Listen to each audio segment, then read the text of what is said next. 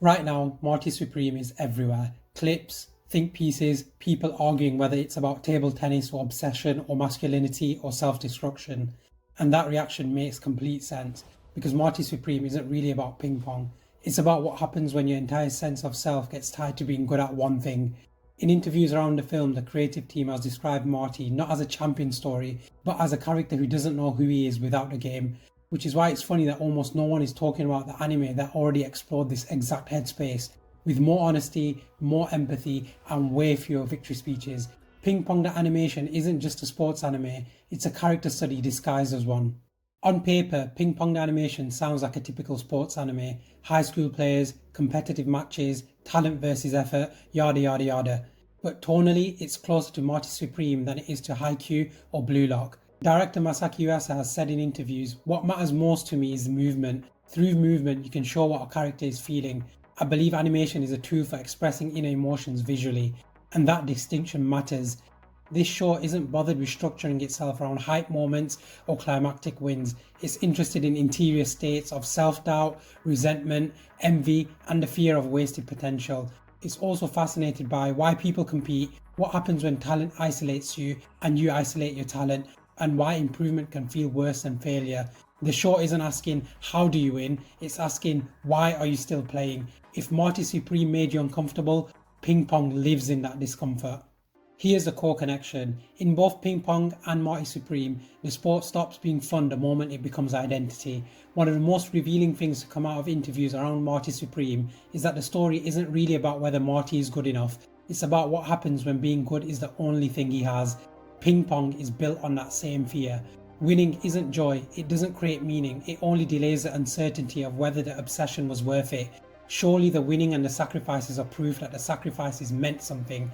But what if you win and you still feel empty? Both stories ask the same brutal questions. Ping Pong shows this through characters who can't enjoy their talent. They don't chase trophies, they chase validation. And Marty Supreme shows it through a character who lives off that same type of validation. That's why victories in Ping Pong feel muted. That's why success in Marty Supreme feels hollow. The stories aren't cynical, they're honest. Different tones, same psychological wounds.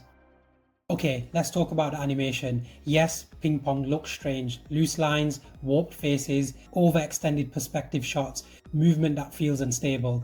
Director Masaki Yuasa once explained his animation philosophy like this: "I don't really like animation that tries to imitate live action. Animation should be able to express emotions that can't be expressed in live action." That's why Ping Pong looks the way it does. The art direction is completely intentional. The wobbling lines, the distorted faces. This is why matches don't feel like rallies, they feel more like emotional breakdowns.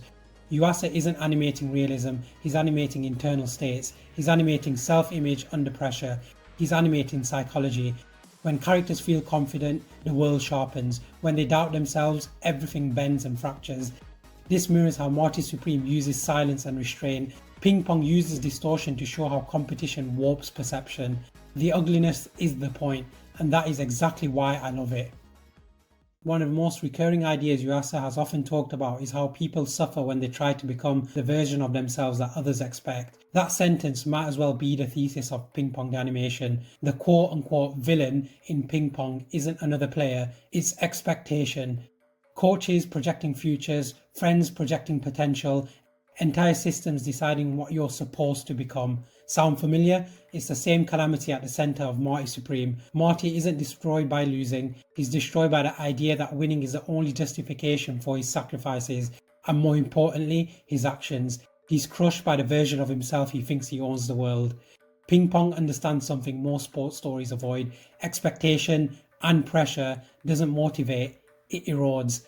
And sometimes the bravest thing one can do is to stop chasing supposed greatness and choosing peace, deciding who you are without the applause.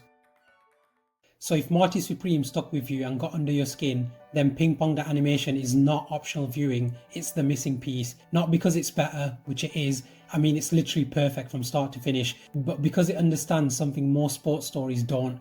Winning doesn't define you, what you sacrifice chasing it does. Yuasa himself has described the ending of Ping Pong as being less about becoming the best and more about understanding yourself. Life sucks, sometimes people are just going to be better at things you love even if they hate it. And once you see that, you don't forget it.